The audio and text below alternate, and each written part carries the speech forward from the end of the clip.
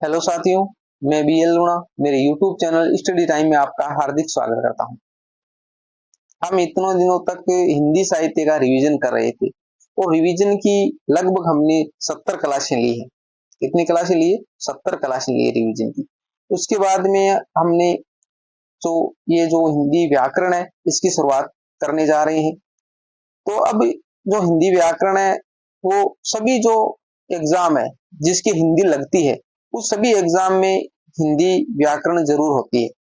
आप पूरी व्याकरण नहीं होती है पर हिंदी के कुछ टॉपिक होते हैं।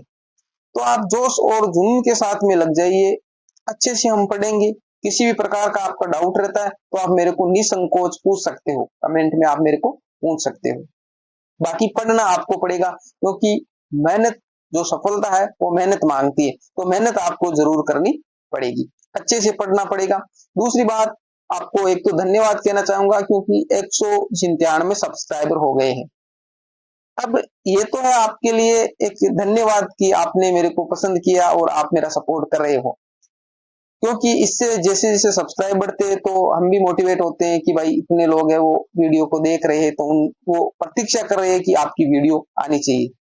ठीक है, कुछ 2-4 मिनट का टाइम लूंगा आपका, परंतु एक ये तो था धन्यवाद। दूसरी बात है कि आपसे एक शिकायत भी है कि आपने सब्सक्राइब कर रखा है। ठीक है, मैं मेरे चैनल की नहीं कह रहा हूं, अगर आप किसी भी चैनल को सब्सक्राइब करते हो तो उसकी वीडियो आपको पसंद आती है तब आप सब्सक्राइब करते हो, तो आप उसकी वीडियो देखा भी करो। क्योंकि सब्सक्राइब करने से आप सोचते हो कि सब्सक्राइब करने से सारी चीजें मिल जाएगी, हमारा नंबर आ जाएगा, ऐसा नहीं है।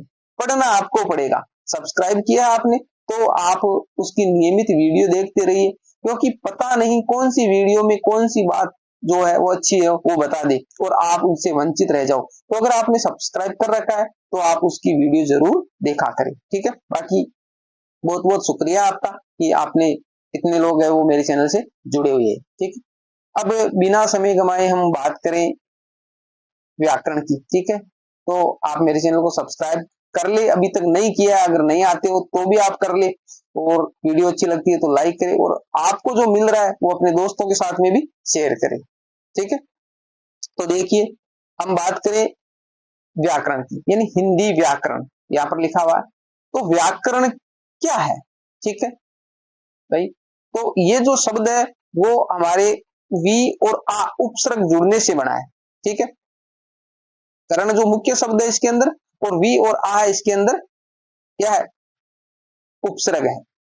उपसर्ग वाली क्लास में भी आपसे पूछा जा सकता है कि व्याकरण शब्द में कितने उपसर्ग है, तो यहां से भी क्वेश्चन बनता है। तो वी और आ है वो क्या है? इसके अंदर उपसर्ग है, तो ये बात आपको अच्छे से ध्यान रखनी है। अब बात करें हिंदी वर्णमाला। ठीक है, शुरुआत हम हिंदी वर्णमाला से करेंगे। ठीक है, शुरुआत में बच्चे को हम जब स्कूल में डालते हैं तो शुरुआत में क्या होता है कि उसको हम क ख ग अंग ये सिखाते हैं, यही सिखलाते हैं। उसके बाद है वो किताब पढ़ना सीखता। तो हिंदी वर्णमाला, चाहे आप किसी भी एग्जाम की तैयारी कर रहे हो, अगर आपकी हिंदी वर्णमाला उस सिलेबस में नहीं दे रखी है तो भी आप हिंदी वर्णमाला को अच्छे से करिए, क्योंकि हिंदी वर्णमाला जब तक आपको अच्छे से नहीं आएगी आप दूसरे जो टॉपिक है उसको अच्छे से क्लियर नहीं कर पाओगे। तो हिंदी वर्णमाला आपको अच्छे से आना जरूरी है। हिंदी वर्णमाला जब तक आपको समझ में नहीं आएगी तो जो दूसरे जो टॉपिक है वो अच्छे से नहीं कर पाओगे। तो हिंदी वर्णमाला में बात करें, पहली तो है ध्वनि। ठीक है, ध्वनि जिस प्रकार मैं अभी बोल रहा हूं तो वो एक ध्वनि आ रही है आपकी श्वास में। भाई आप मेरा चेहरा तो देख नहीं रहे हो पर आप सुन रहे हो, तो वो सुनने वाले वो क्या, एक ध्वनि है। तो इसकी जो विद्वानों ने एक परिभाषा डिसाइड की है कि भाई ध्वनि की परिभाषा क्या होनी चाहिए। तो देखिए, भाषा की सबसे छोटी अर्थात लघुतम इकाई ध्वनि कहलाती है, यानी सबसे छोटी ध्वनि है भाषा के अंदर। ठीक है, समझने की कोशिश करना, एक एक पॉइंट को अच्छे से ध्यान से समझना। तो ही हिंदी को लोगों ने एक सरल भाषा समझ रखा है कि जैसे ही हम 10वीं 12वीं के एग्जाम देते हैं तो क्या होता है कि हिंदी को क्या पढ़ना है, हिंदी में तो ऐसे ही पास हो जाएंगे, और वहीं से स्थिति हमारी बदतर होती जा रही है क्योंकि हम कमजोर होते जा रहे हैं। इंग्लिश को हम ज्यादा टाइम देते हैं क्योंकि हमारे को लगता है कि इंग्लिश है वो एक डिफिकल्ट भाषा है, उसको हम को नहीं समझ पाते हैं तो उसमें ज्यादा टाइम देते हैं, और हिंदी को हमने शुरू से ही क्या कर रखा है, ये तो सरल भाषा ऐसे ही हो जाएगी। और फिर जो कंपटीशन एग्जाम आता है, उस कंपटीशन एग्जाम में हमारे साथ में ये होता है कि फिर हम अच्छे से उसको नहीं कर पाते हैं। तो आप अच्छे से ध्यान लगाइए,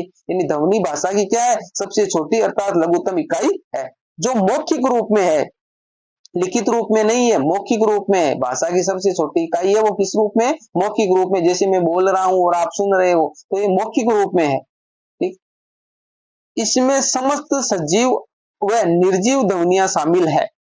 समस्त सजीव, सजीवों की ध्वनियां भी शामिल है और निर्जीवों की ध्वनियां भी शामिल है। सजीवों की जैसे मैं बोल रहा हूं तो एक ध्वनि कर रहा हूं, तो ये ध्वनि है, ठीक है। निर्जीवों की बात करें, जैसे पक्षी चहचहा रहे हैं, बोल रहे हैं, तो वो एक सजीव हो गए। निर्जीव, जैसे मैं एक टेबल को खटखटा रहा हूं, मैं एक घंटी को बजा रहा हूं, तो ये निर्जीव हो गए। तो निर्जीव और सजीव दोनों ध्वनियों को शामिल किया गया है ध्वनि के अंदर।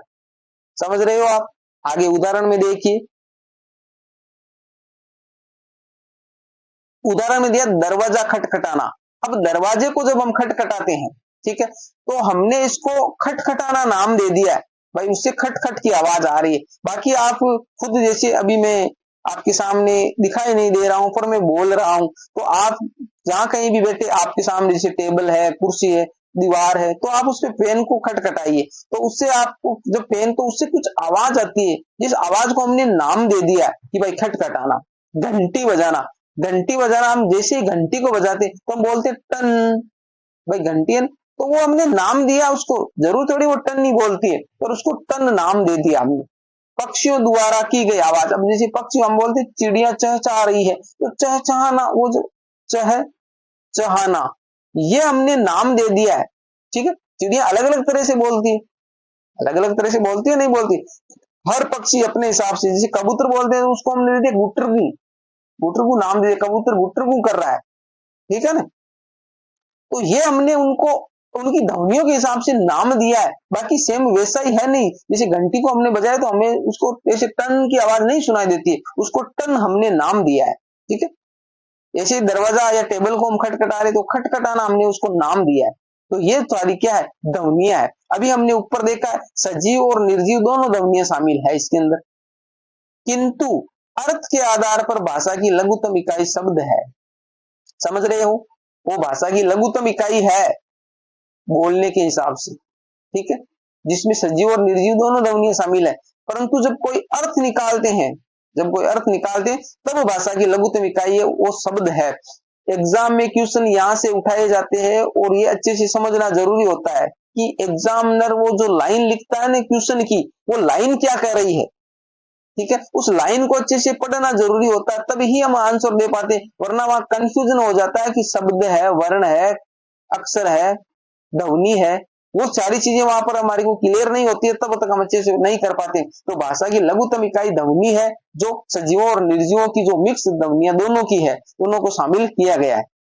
बाकी अर्थ के आधार पर भाषा की लघुत्तम इकाई, यहाँ पर देखिए अर्थ के आधार पर भाषा की लघुत्तम इकाई कौन सी है, तब आपको शब्द करना है। ऐसे पूछे भाषा की लघुत्तम इकाई कौन सी है, तब आपको वर्ण करना है, सॉरी वहां पर ध्वनि करना है। भाषा की लघुत्तम इकाई है, वो वहां पर क्या करना है, ध्वनि करना है। और जब आपको पूछे अर्थ के आधार पर भाषा की सबसे छोटी इकाई या लघुत्तम इकाई कौन सी है, तब आपको शब्द करना है। यहां तक आपकी स्थिति क्लियर हो गई, अच्छे से आप समझ गए होंगे। अब बात करते हैं 2 नंबर पॉइंट की, वर्ण की। यानी वर्ण क्या है? भाषा की लघुत्तम इकाई जिसका खंडन या टुकड़े नहीं किए जा सकते, ये लिखित रूप में होती है। भाषा की लघुत्तम इकाई कौन सी थी? ध्वनि थी। वो क्या थी? मौखिक रूप में थी, ठीक है। ये एक एक बातें आपको दिमाग में सेट करनी है। भाषा की लघुत्तम इकाई ध्वनि थी, वो मौखिक रूप में थी। अब बात आ रही है भाषा की लघुत्तम इकाई जिसका खंडन या टुकड़े नहीं किए जा सकते, यानी उसको तोड़ा मरोड़ा नहीं जा सकता, ये लिखित रूप में होती है। यानी का मतलब इसको बोल नहीं सकते, बोल नहीं सकते, ये लिखित रूप में होती है। जैसे त, थ, ग इत्यादि, ये मैंने आपको बोल के बताया, पर इसको सिर्फ लिख सकते हैं, क्योंकि बोलने के लिए जैसे मैंने आपके सामने बोला क, ठीक, तो इसके अंदर देखिए क के तो हलंत लगा है और इसमें से ए की ध्वनि बाहर निकल रही है। बोल के देख लीजिए आप बोलते हो क, तो अकेला क नहीं बोल सकते, उसके पीछे ए आ रहा है, यानी स्वर जुड़ा हुआ है। तो जब स्वर जुड़ेगा तब ये क ऐसा हो जाएगा। भाई जब स्वर जुड़ेगा तो क पूरा हो जाएगा, ये हलंत हट जाएगा। तो जब इसको बोलेंगे तो इसके अंदर स्वरों की जरूरत पड़ेगी, और जब तक हम इसके अंदर स्वर ऐड नहीं करेंगे तब तक इसको नहीं बोल सकते। तो ये लिखित रूप में वर्ण क्या है, लिखित रूप में, जैसे क ख ग जो हमने ठीक है यहाँ पर लिखे हैं, तो इसके हलंत लगा हुआ, हलंत लगने का मतलब है इसके अंदर स्वर नहीं है। आगे बात करें 3 नंबर पॉइंट की, अक्षर। मनुष्य के अवयव, अवयव कौन से होते हैं, जैसे मैं बोल रहा हूं तो बोलने के लिए जीभ है, ठीक है, कंठ है, तालु है, मुर्दा है, इनकी जरूरत पड़ रही है भाई। इनके बगैर हम कोई भी शब्द है, कोई भी अक्षर है, कोई भी ध्वनि वो बाहर नहीं निकाल सकते, इनको जरूरत पड़ती है बोलने के लिए। तो जो मनुष्य के अवयव कौन कौन से, कंठ है, तालु है, मुर्दा है, दंत है, ओष्ठ है। आगे आगे हम जैसे बढ़ेंगे तो पढ़ेंगे कंठों के द्वारा कौन कौन सी ध्वनियां निकल रही है, तालु से कौन सी ध्वनियां निकल रही है, मुर्दा से कौन सी निकल रही है। तो इनको आगे आगे अलग अलग विद्वानों ने इनको अलग अलग भागों में डिवाइड किया है, तो आगे हम देखेंगे। से निकली ध्वनि अक्षर कहलाती है, जैसे क, थ, ग, घ इत्यादि, ठीक है। तो जिसके हलंत हट गया है, अब इसको हम बोल सकते हैं, ये अक्षर कहलाती है, क, ख, ग, घ। तो इनको हम अच्छे से बोल सकते हैं। तो यहां तक आप ध्वनि, वर्ण, अक्षर, इनके अंदर आप जो अंतर था वो समझ पाए होंगे, ठीक है। अगर समझ पाए हो तो आप मेरे कमेंट बॉक्स में लिख दे यस सर। आगे देखिए,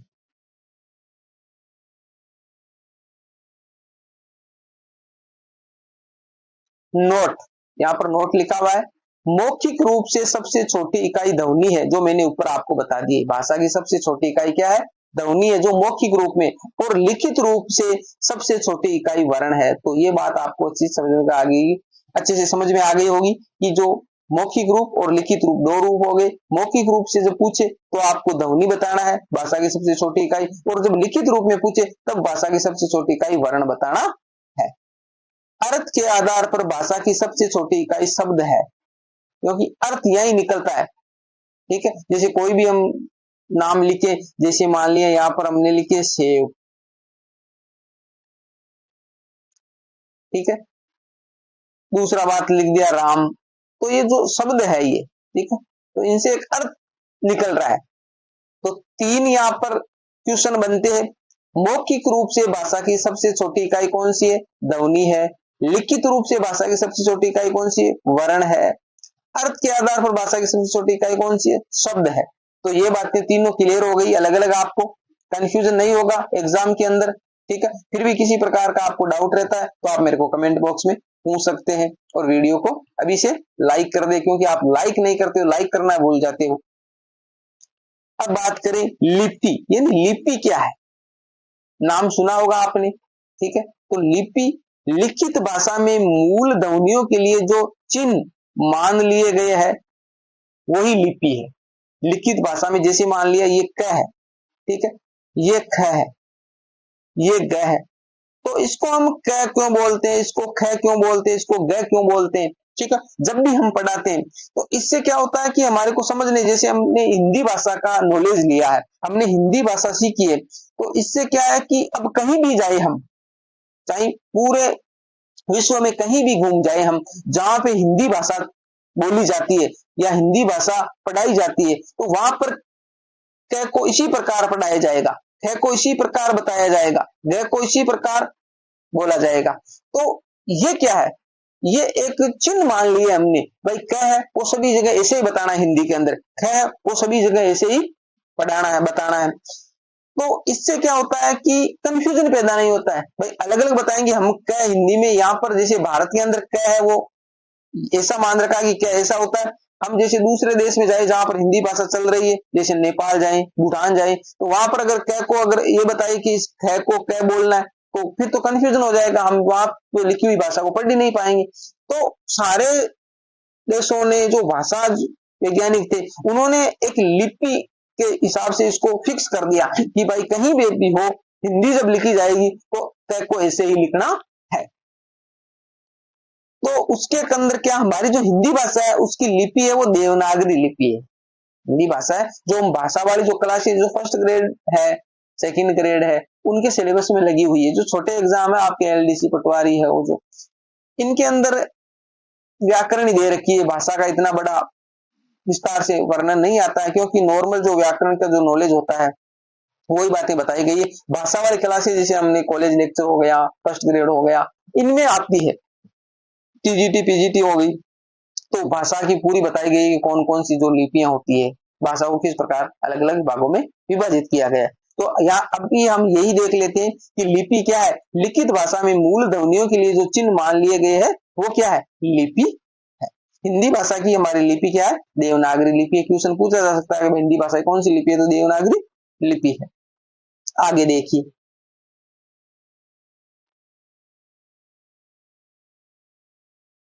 आगे बात करें वर्णमाला। ठीक है, वर्णमाला नाम से ही पता चल रहा है, इसके जब हम टुकड़े करते हैं, वर्ण धन माला, वर्ण दल माला, तो कहने का मतलब माला जो फूलों की होती है, फूल क्या होते हैं, एक एक फूलों को पिरोकर हम उसको माला बनाते हैं, फूलों की माला होती है। इसी प्रकार ये वर्णों की माला, वर्णों को पिरोकर वर्णमाला बनाई गई है। तो वर्णमाला तो आपने कई बार नाम सुना है, आज उस वर्णमाला को हम विस्तार से पढ़ेंगे, अच्छे से समझेंगे। वर्णों के व्यवस्थित और क्रमबद्ध समूह को वर्णमाला कहते हैं। परिभाषा क्या है वर्णमाला की, एक तो व्यवस्थित होना चाहिए, ऐसे नहीं है पहले जैसे हमने ग लिख दिया, फिर हमने ख लिख दिया, फिर हमने घ लिख दिया, फिर क लिख दिया, ऐसे नहीं। वर्णमाला के क्रम निर्धारित किया गया है। आपको अगर नॉलेज है तो भी अच्छी बात है, अगर नॉलेज नहीं है तो भी अच्छी बात है, परंतु आपको उसको व्यवस्थित तरीके से क्रमबद्ध तरीके से लिखना पड़ेगा, तभी ही वो वर्णमाला कहलाएगी। आप ऐसा नहीं है कि यहाँ पर अंग लिख दिया फिर भी आप बोल दे कि ये वर्णमाला, वर्णमाला नहीं है। ग यहाँ पर लिखा, ख यहाँ लिखा, घ यहाँ लिखा, क यहाँ लिखा, अंग यहाँ लिखा, नहीं है वो वर्णमाला। वर्णमाला है कब, जब वो व्यवस्थित है, क्रमबद्ध है। व्यवस्थित का मतलब जैसे पहले आएगा, फिर ख आएगा, फिर ग आएगा, फिर घ आएगा और फिर अंग आएगा, तो ही वो वर्णमाला है। कोई क्या है, वो वर्णमाला है। ऐसा नहीं है कि आपने अपनी मर्जी से चाहे जैसे लिख दिया फिर आप उसको बोलोगे ये वर्णमाला, वो वर्णमाला नहीं है। तो परिभाषा क्या है, वर्णों के व्यवस्थित और क्रमबद्ध समूह को वर्णमाला कहते हैं। यहां तक आप अच्छे से समझ पाए होंगे। ठीक है, आगे देखिए, आगे हमारा लिखा है वर्णमाला में जैसे पहले वर्ण होते हैं, ठीक है, वर्णों से फिर क्या होता है, शब्दों का निर्माण होता है। जैसे मान लिया क है, ठीक है, फिर यहाँ पर म है, फिर ये ल है, ठीक है। तो ये जो कमल शब्द बना है, तो वर्णों से फिर शब्द बनते, शब्दों से फिर पद बनते हैं, पदों से फिर वाक्य बनते हैं और वाक्य से फिर भाषा का निर्माण होता है। ठीक है, इस प्रकार ये क्रम चलता है। पहले वर्ण आते, वर्णों को जब हम आपस में जोड़ते हैं, मिलाते हैं तो शब्द बनते, शब्दों को जब मिलाते हैं तो पद बनते, पदों से वाक्य का निर्माण होता है और वाक्य से भाषा का निर्माण होता है। ये क्रम है, वो आपको याद रखना है। ठीक है, यहां तक आप अच्छे से समझ गए होंगे। आगे देखिए, अब देखिए हमने देखा कि वर्ण होते, शब्द होते, पद होते, वाक्य होता है, फिर भाषा का निर्माण होता है, वो एक भाषा है। तो इसके हिसाब से हम उनको अलग अलग भागों में विभाजित करें तो पहले आएगा वर्ण विचार, फिर आएगा शब्द विचार, फिर आएगा पद विचार, फिर आएगा वाक्य विचार। इनको हम अलग अलग पढ़ेंगे, अलग अलग तरीके से पढ़ेंगे। अब पहले हम लेते हैं वर्ण विचार। भाई वर्ण विचार पहले लेंगे, फिर शब्दों के बारे में, फिर पदों के बारे में, फिर वाक्य के बारे में देखेंगे। तो वर्ण विचार के अंदर यहाँ पर आया वर्ण। वर्णों को दो भागों में विभाजित किया गया है, दो भागों में इसको डिवाइड किया गया है। एक तो हो गए स्वर और एक हो गए व्यंजन। स्वर और व्यंजन दोनों क्या, वर्ण ही है। स्वर कितने हमारे हिंदी के अंदर 11 स्वर है। हिंदी के अंदर कितने स्वर है, 11 स्वर है। एग्जाम में क्वेश्चन पूछते हैं हिंदी में कितने स्वर है, तो 11 स्वर है। हम सही तरीके से पढ़ के नहीं जाते, सही तरीके से हमारे को नॉलेज नहीं होता है, तो हम वो क्वेश्चन गलत कर देते हैं। और व्यंजन कितने होते, 33 होते, 33। व्यंजन कितने होते, 33। अलग अलग देखेंगे हम कौन कौन से वो 11 स्वर है, कौन कौन से वो 33 व्यंजन है, उनको दोनों को हम अलग अलग देखेंगे। अब यहां से क्वेश्चन बनता है कि हिंदी में भाई जैसे ये व्यंजन हो गए, वर्णों की संख्या कितनी है, हिंदी में वर्णों की संख्या कितनी है, तो एक तो हो गए मूल वर्ण और एक हो गए कुल वर्ण। अभी आगे आएगा पर मैं बता देता हूं आपको। तो मूल वर्ण और कुल वर्ण, मूल वर्ण और कुल वर्ण, आपसे एग्जाम में क्वेश्चन पूछा जाए कि मूल वर्णों की संख्या कितनी है और कुल वर्णों की संख्या कितनी है, तो देखिए यहां पर तो आएगा 44 और यहां पर आएगा 52। 44 कौन कौन सी, 11 तो ये हो गए और 33 ये हो गए। तो मूल वर्ण है वो 44 हो गए और कुल वर्ण है वो 52 हो गए। ठीक है, ये कैसे हुआ, ये आगे हम आपको बताएंगे कि कैसे हुआ है। अब देखिए,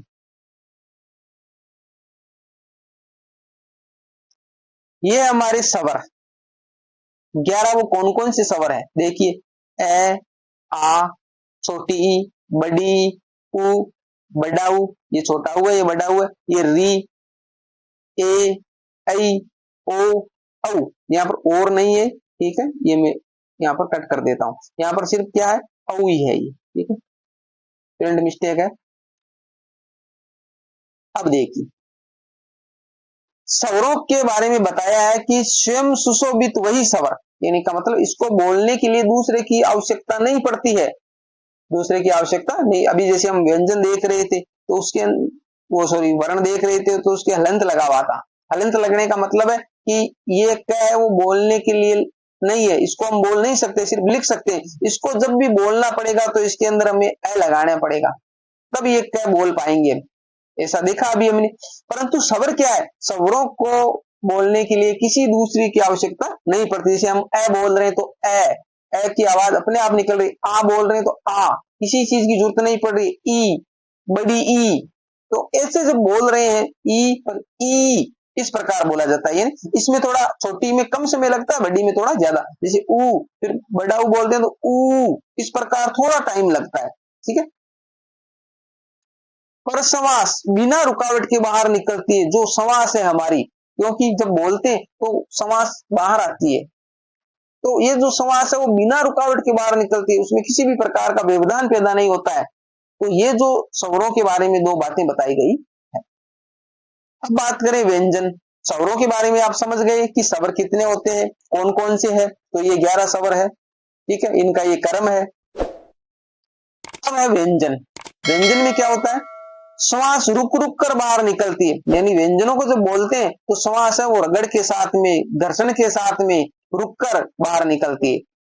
इसके उच्चारण में हमें स्वरों का सहारा लेना पड़ता है। अभी मैंने आपको बताया ये क्या वाला उदाहरण, व्यंजन है क्या, तो इसको बोलने के लिए हमें क्या है, स्वरों की जरूरत पड़ती है, बगैर स्वर के नहीं बोल सकते, तब तक ये ऐसे लिख ही सकते हैं, बोल नहीं सकते हैं।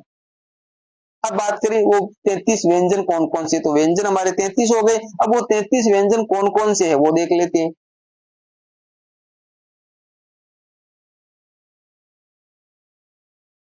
अभी हमने वर्णमाला की परिभाषा व्यवस्थित और क्रमबद्ध होना चाहिए, तो ये देखो व्यवस्थित और क्रमबद्ध लिखा है, इसी प्रकार लिखे हुए सारी किताबों के अंदर व्यंजन, क, ख, ग, घ, अंग, ये हमारी 5 हो गई। च, छ, ज, झ, ये हमारी 5 हो गई। ट, ठ, ड, ढ, ण, ये 5 हो गई। त, थ, द, ध, न, और ये 5 हो गई।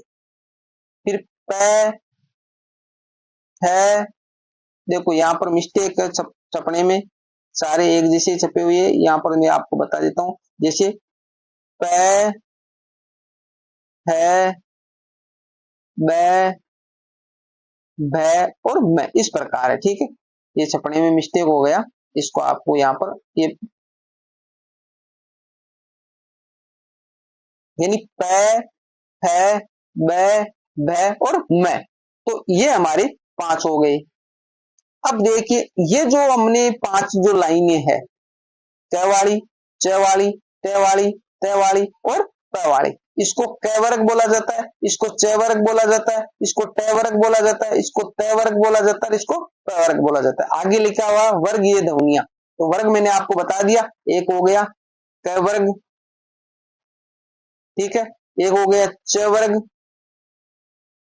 एक हो गया ट वर्ग, एक हो गया त वर्ग और एक हो गया प वर्ग। ये हमारी हो गई वर्गीय ध्वनियां 5, ठीक है। तो वर्गीय ध्वनियां कितनी हो गई हमारी, 5 5 के हिसाब से ये 5 हो गए, तो ये 25 हो गई वर्गीय ध्वनियां। आपसे पूछा जा सकता है वर्गीय ध्वनियों की संख्या कितनी है, तो 25 हो गई, ये 5 5 के हिसाब से। और इसके अंदर आपको पूछ दे निम्न में से क वर्ग में शामिल नहीं है, तो इनमें से एक ध्वनि जैसे दूसरी दे दिया, जैसे क, ख, ग, देखकर यहाँ पर एक जय दे दिया, तो ये जय वो क वर्ग में नहीं है, तो ये आपको वर्ग अच्छे से याद होना चाहिए, क वर्ग, च वर्ग, ट वर्ग, त वर्ग और प वर्ग। तो ये हमारी व्यंजनों के अंदर 25 जो है वो वर्गीय ध्वनियां हो गई। समझ गए यहां तक? आगे देखो,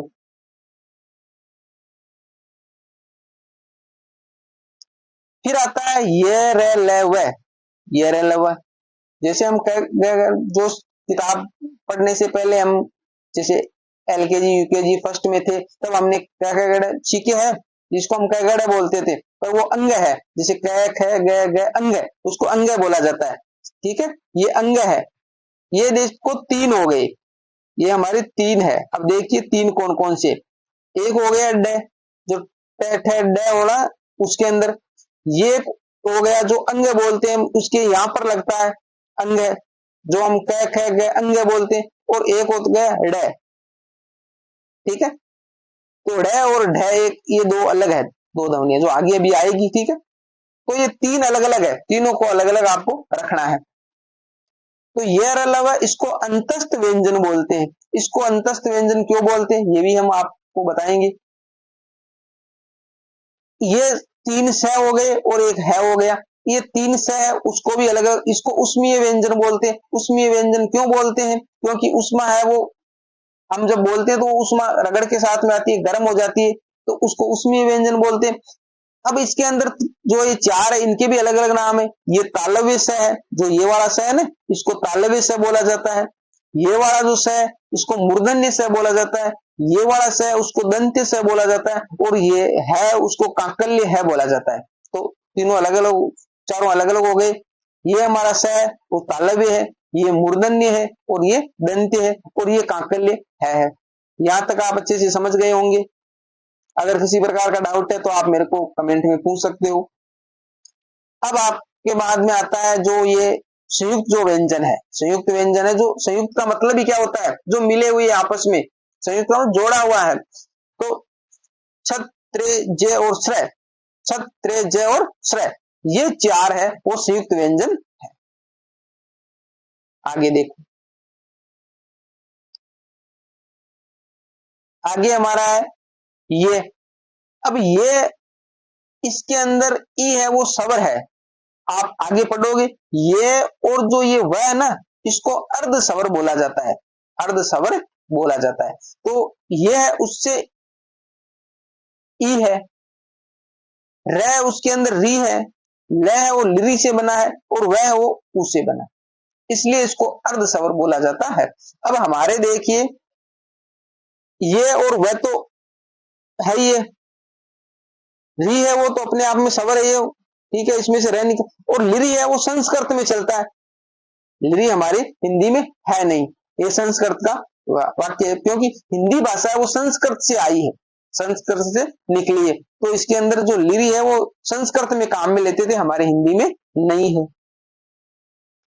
आगे आया, इनको अंतस्थ व्यंजन इसलिए बोला जाता है, अंतस्थ व्यंजन इसलिए बोला जाता है कि इनके उच्चारण में स्वरों का प्रयोग होता है। इनको बोलने के लिए हमें स्वरों की जरूरत पड़ती है, इसलिए इसको अंतस्थ व्यंजन बोला जाता है। ये लव है ना, अभी मैंने आपको बताया कि भाई इनको अंतस्थ व्यंजन क्यों बोला जाता है। तो ये उसमें से ई बाहर निकलता है, रह उसमें री निकलता है, ल में लिरी है, और वह में ऊ है। तो ये क्या सारे ई, री, लिरी और ऊ, ये सारे क्या स्वर है। तो इनको अंतस्थ व्यंजन इसलिए बोला जाता है कि इनके उच्चारण में स्वरों का प्रयोग होता है। ठीक है, यहां तक जो आपने पढ़ा है आप अच्छे से समझ गए होंगे। अगर फिर भी किसी प्रकार का डाउट रहता है तो आप मेरे को कमेंट में पूछ सकते हो। वीडियो अच्छी लगती है तो इसको लाइक करें, अपने दोस्तों के साथ में शेयर करें, जो फायदा आपको मिल रहा है वो अपने दोस्तों को भी मिल सके। और अगर चैनल पर आप नए आए हो, पहली बार ही आए हो, तो आप मेरे चैनल को सब्सक्राइब कर ले, ताकि मेरे आने वाले हर वीडियो का नोटिफिकेशन आपको मिलता रहे। ठीक है, आगे है वो हम कल की क्लास में देखेंगे। ठीक है, जय भीम, जय भारत।